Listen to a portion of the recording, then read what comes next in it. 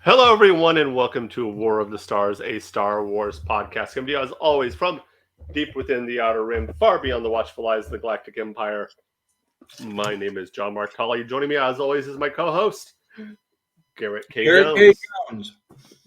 There we How's go. it going, John? It is going great. Been watching some good Star Wars recently, and we're here to talk about some good Star Wars. Absolutely. Yes. Today we're going to be talking about Bad Batch Season 2, Episode 3. I don't know how you felt about this, but I thought it was probably one of the best episodes of the series so far. It was amazing, and I made a mistake in the description. I said episode 2. I forgot that the first was technically 2 episodes. They just released them back to back. I forgot about that. Anyway, we can change that. We can tweak that in post. That's right. Like we have post editing in this show. Yes. All right. So the episode was really good. This was going in, spoiler alert, we're going to be talking about the episode and things we liked, things we thought could have been done better. But ultimately, this was a Crosshairs centered episode. Yeah. Well, let's go over the title, The Solitary Clone. The Solitary Clone, and that's the thing is I felt like the title was kind of a misnomer. Like I was anticipating when you hear that term solitary, you think that this is a character who's going to be by themselves the majority of the time. I think he is it, but it's not physically that he's by himself. Like you can see, like the scene where he's in his quarters. It almost seems like he's in like a solitary cell, like he's in solitary confinement. The fact that none of the other clones really want anything to do with him. That is true. He's more isolated. Yes, he's surrounded by others, but he's still alone. The whole thing, you can be in a crowd of people but still be alone. Yeah, that's what Crosshair is in right now. That's very true. I didn't think about it in that regard, and I guess that kind of helps, kind of get rid of some of my issues with the title. But regardless, the title, I mean, it's really good because, like I said, it's a Crosshairs centered episode, and it gives us a little bit more insight into his personality and the way that he operates and what's going on with him while the rest of the Bad Batch are off having adventures and getting into trouble. Yeah. Now, I do have one question, and this is more of a semantics question. They said he'd been on that platform for 30 days. How was he surviving? What was he eating? What was he drinking? I mean, it looked like it was just one singular platform, and he didn't look like he had any weapons with him. Like it looked like they took everything. So, I mean, I know he was taught. Question. Yeah. Is this something we're just supposed to be? Jedi mind trick. Do not think about that. Well, I mean, he's a survivor, so he's gonna be. He's gonna figure out a way. He's gonna, of course. I mean, sure. I mean, he's not going to be drinking any of the water coming out of the ocean because it's all salty, but the water coming from the sky. Well, we're assuming it's salty. Well, yeah, but I mean, the water coming from the sky. It could for all we know be a freshwater ocean, but yeah, it's still going to be not necessarily anyway. Yeah, as far as to figure out a way to do it. As far as food, that I mean, I'm sure he probably had some rations in his belt or something, but. I mean, he's a fairly thin, fairly slender character, probably more so than some of the other characters in the Bad Batch, with the exception of Echo, who he's still building back muscle after being emaciated and tortured and all that. So it's entirely possible that what we see of Crosshairs in this episode is him. He's still trying to get back into being fighting fit, because he just gets cleared for active duty in this episode. Now, I did find it interesting. We kind of hit on this earlier, the way the other clones treat him. And we saw that a little bit in the first episode, first season, the first couple episodes where they're back on Camino. And but this seemed different to me. This seemed almost like even though the rest of the clones might view the Bad Batch as traitors and people that need to be taken into justice or what have you, almost like they view Crosshair as like, yeah, but you still betrayed your brothers.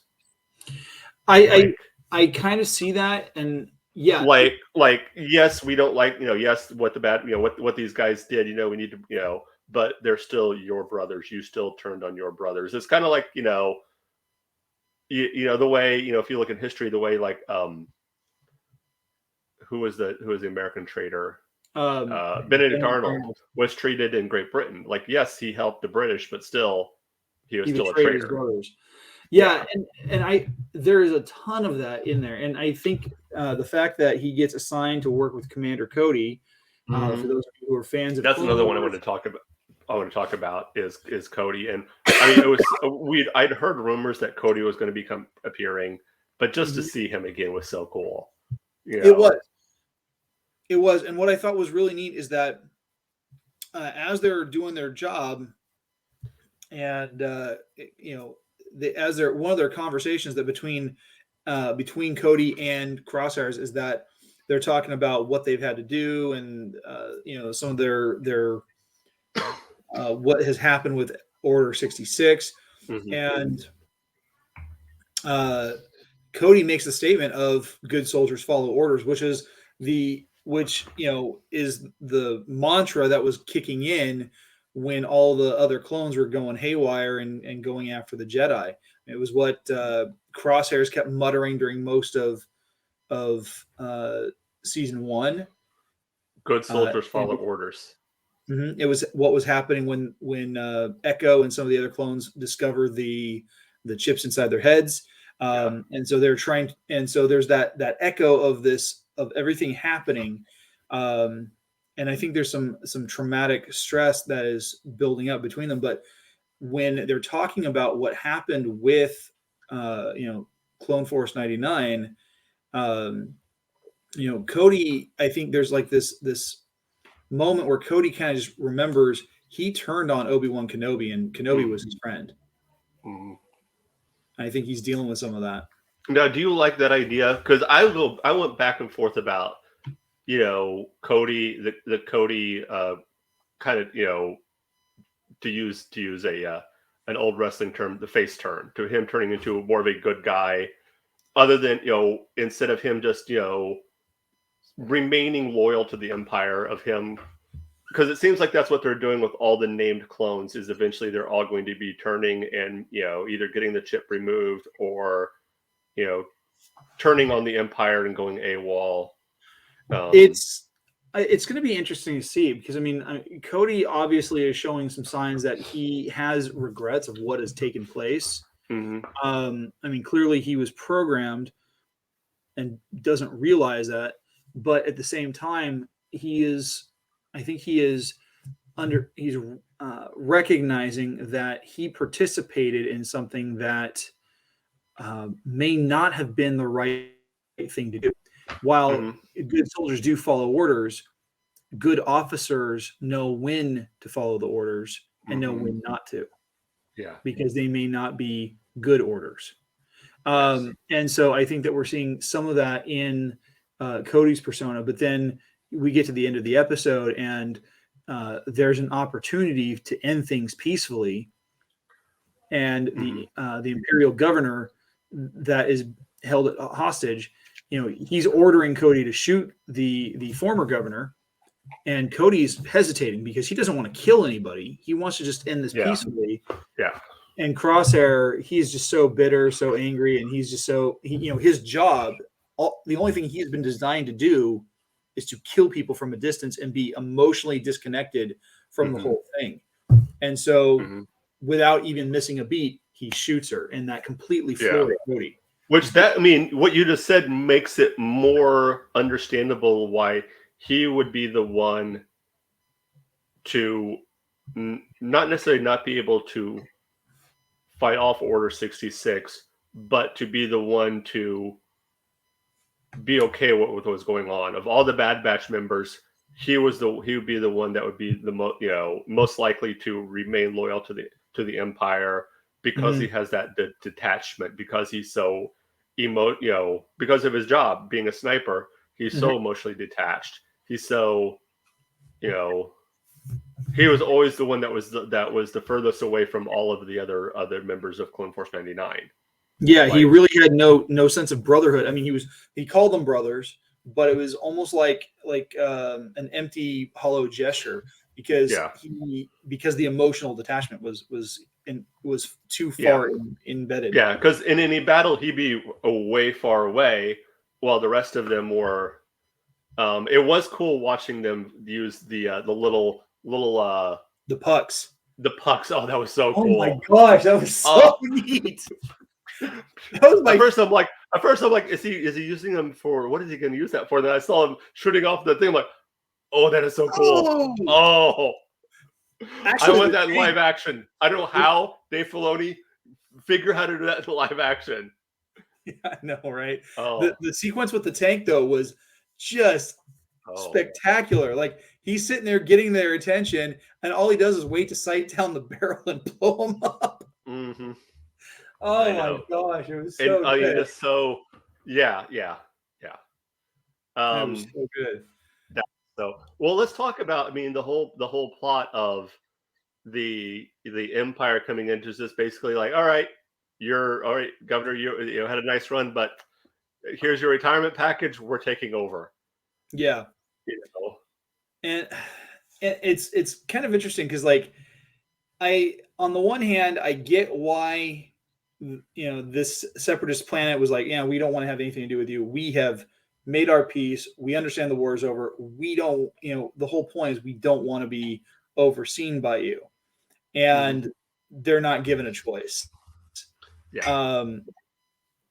And which is interesting, because, like, there are a lot of systems in Star Wars that were separatist, in that they separated from the Galactic Republic, but they never chose a side in the battle. Yeah. They tried to stay as neutral as they possibly could. They recognized the need for fighting for that freedom, but they didn't want to fight. They just wanted to be left alone. They wanted to be isolationists, what have you. And the war ended up coming to them anyway, whether it was Dooku and his separatist forces, or the Republic showing up with their forces. At some point, they got caught in the middle. Or you just had neutral systems in general that were caught like that. Yeah. And now all these systems that were considered separatist, or even considered neutral battlegrounds, are now being taken over by this empire that does not understand no. Yeah. Yeah. It was really, and it was interesting, her saying Dooku was right. Dooku, I mean, and he was, he might have had ulterior motives, but he was right about what would happen. Yeah, and that's the sad thing, is that you go back and you look, it's been 20 years since Episode 2 came out, and when I remember watching that in the theaters and being like, Dooku's the bad guy. He's not right. I mean, he's right, because we've seen the original trilogy and we know how bad it gets with the Empire. But listening to him be talking about it as if he's so knowledgeable, and it's like, dude, you're part of the problem. Yeah. You're the one who's helping create this. You're the bad guy. And really, he was a bad guy. I'm not gonna mince words about that, but he had some redeeming qualities, because he actually did what was best for these systems. Yeah. It was, but yeah. Now, what did you think of the character of the governor, the governess, or governor? She seemed. Go ahead. I think there's a reason why there was a lot of real depth into her, because she was a character that was, at the end, expendable. Yeah. She was there to kind of get everyone at that point, to get Crosshair and Cody there, and to get them on that planet for the mission. I don't want to say she was a MacGuffin, but she was a plot device. She was, and there wasn't a whole lot of characterization there. But what I think is done well is that even as a kind of a secondary character, she wasn't even the primary antagonist. The antagonist is still very much the Empire, but they use her as a foil. The only reason why she's resorting to any of these violent actions, whether it's taking someone hostage or blowing up, a supposed diplomatic ship, which is not diplomatic at all. It's the whole point and purpose was to be a foil for the Empire and to kind of give Cody and Crosshairs something to reflect on. Yeah. Do they want on just a personal note, it was fun to see the battle droids again. Yes. It was so cool to see here, Roger, and even to see the one droids, the tactical droid. Oh, the assassin droids, yeah. The tactical droid, the one that was controlling the whole battle. Oh yes, I forgot about that one. Yeah, and how that whole worked. You had one tactical droid that would control the whole battle, and then, but yes, the assassin droids. And I thought it was really cool how they blew up that one destroyer. The destroyer, the droidicas, where the one B1 battle droid fell through the shields. I'm like, oh, that's cool. That is cool. That was clever. And using the poppers to roll under the, to try to get under the shield, and remembering from Clone Wars how they had to train the Saw Gerrera's partisans to roll. You had to roll them you couldn't roll them too fast, or otherwise they just bounced off. You had to roll them slowly, and that was really cool seeing all that. Yeah. And what? Oh, go ahead. I was going to say, just the battle tactics that were used were brilliant. I thought it was really, really cool. Yeah. One thing I found interesting, and you're starting to see the dehumanization of these soldiers under the Empire even more. During the Clone Wars, they gave themselves names, and the commanding officers referred to them by those names. Right. And now they're going back to designations. And here you hear them say, C124, TK, and you're seeing the difference. You can see the difference between the clone troopers and the new TK troopers. Yes, there's definitely a lot of the dehumanization. In fact, the commander, which I think is the same commander from the end of episode 2, the one who kills. The Vice Admiral. Yeah, the Vice Admiral. I think it's the same guy. I could be wrong. It is. But even he doesn't refer to Crosshairs by his name. He refers to him as his designation. Yes. And not even a rank. Yeah. Doesn't have a rank. Just a designation. And says, you're fit for duty. Okay, good. Here's your new assignment. Doesn't even give him a chance to he doesn't even ask, hey, how are you doing? What's going on inside your head? What's going on, how are you physically feeling? How are you emotionally feeling? And just complete dehumanization. Because he doesn't care. Yeah. For one, he understands the clones are being phased out. So what does he care if one clone dies? There's a whole galaxy of people that can be. That's the other thing they talked about. They were talking about there's a conversation when he's going in the mess hall. They're talking about there's a almost a subscription, but they're talking about basically a draft.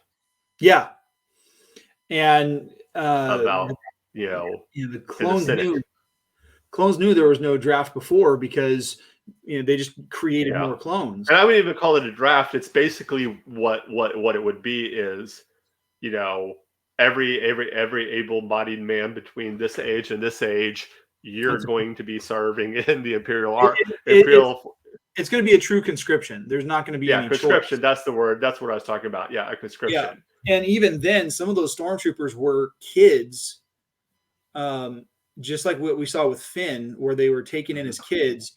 And that was the way I understood that. That was something that had just started to happen under the First Order. If we're sticking with canon, yes, but if we go back and we look at the expanded literature, that was something that the Empire did. It wasn't as widely known or maybe talked about, but it's military forces, whether they're rogue insurgent forces or full functioning militaries, it's easier for them to indoctrinate younger people, and so not to jump franchises, but you look at the Halo franchise and Master Chief 117, all of the Spartans in his program that he was a part of, they were all abducted at the age of 6, replaced with clones, and these kids were trained from ages 6 through like 14 or 15 to be military strategists and special forces soldiers before they even got any kind of superhuman augmentation. Right. And so it's kind of one of those things that gets talked about a lot in science fiction, because it's something that could happen in real life. Not necessarily the superhuman thing, but just the conscription at a young age. Yeah.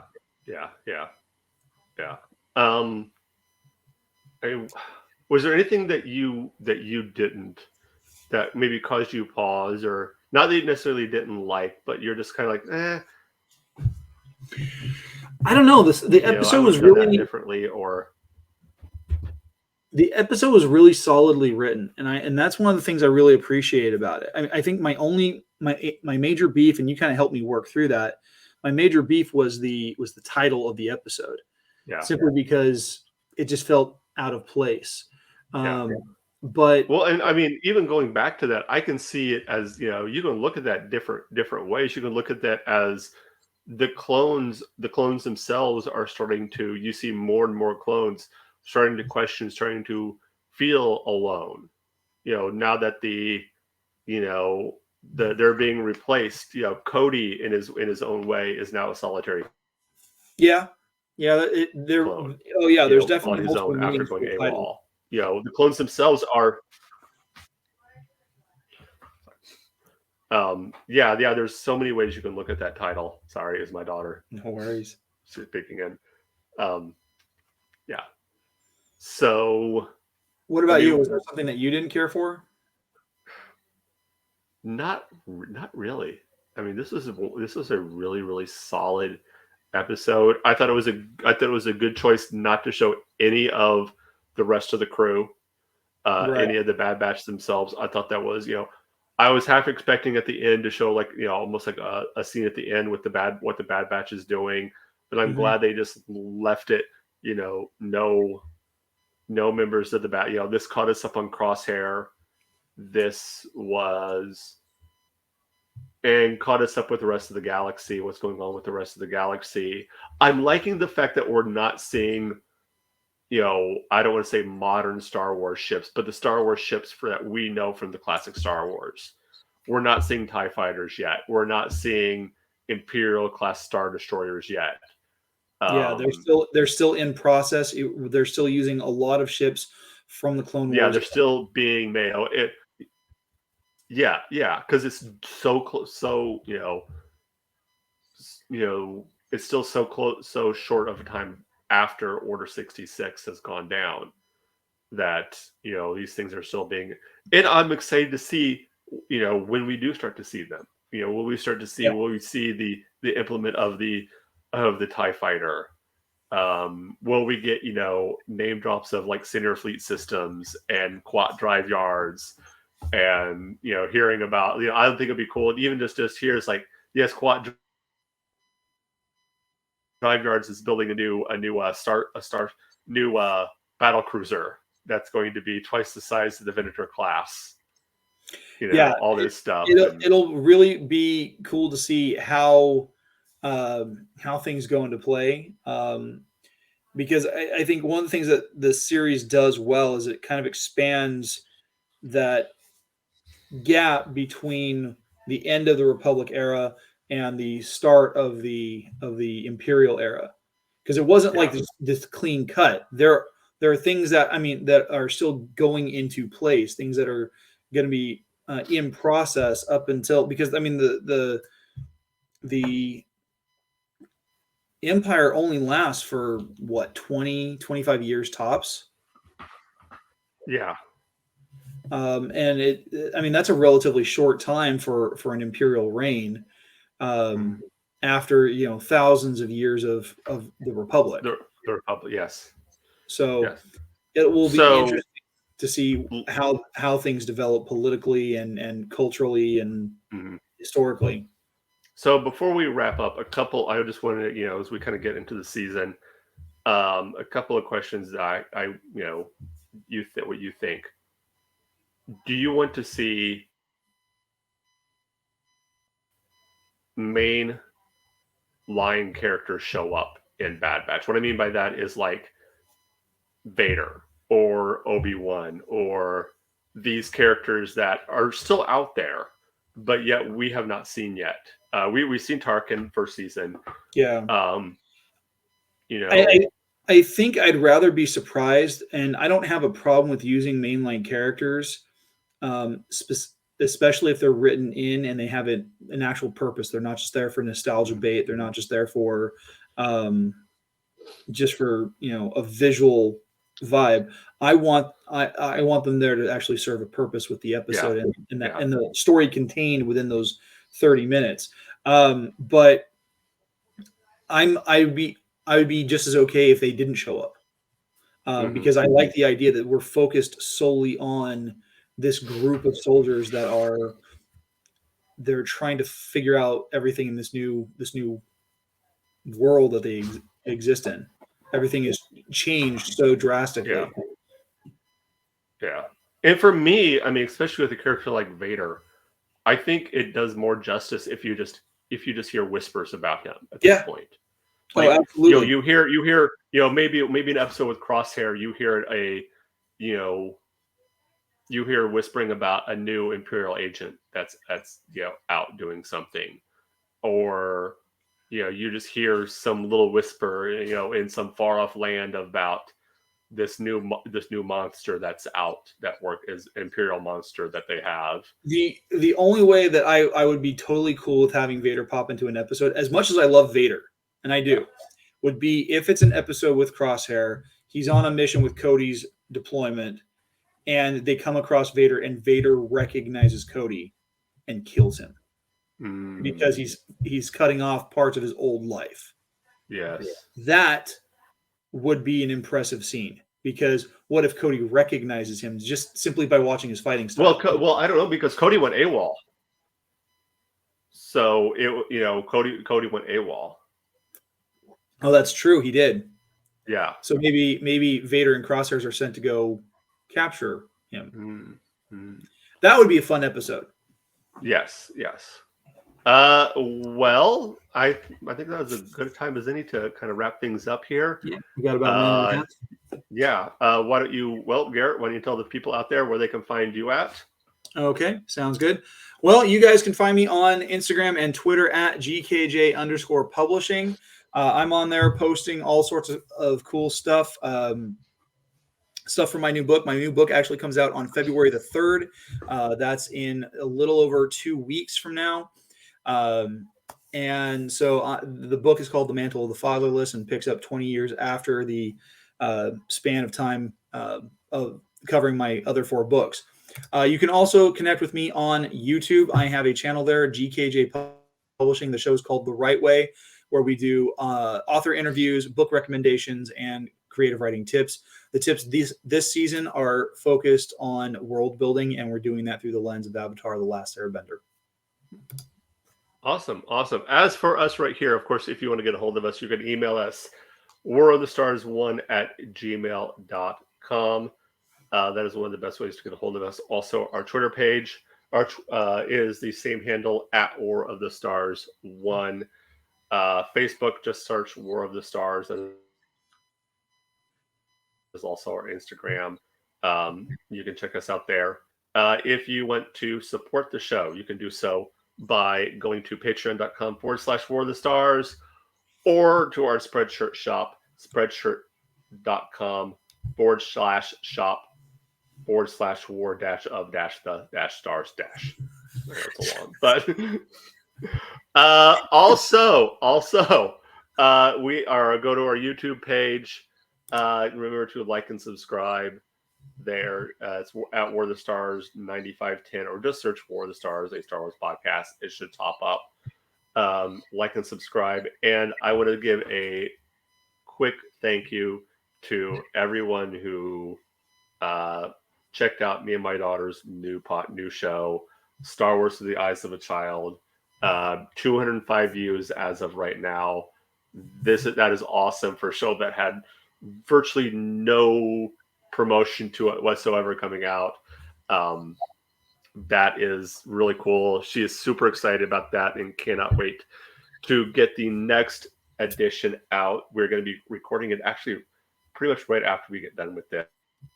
That's awesome. I'm going to bring her in and we're going to record. We're going to be talking about the Clone Wars movie, which we just finished watching. So she is super excited about that. So guys, thank you so much for that.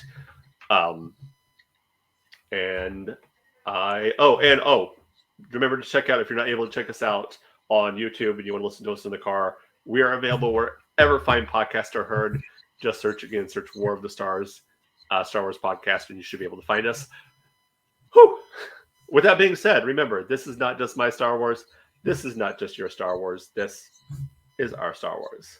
Until next time, may the Force be with you. This is the way.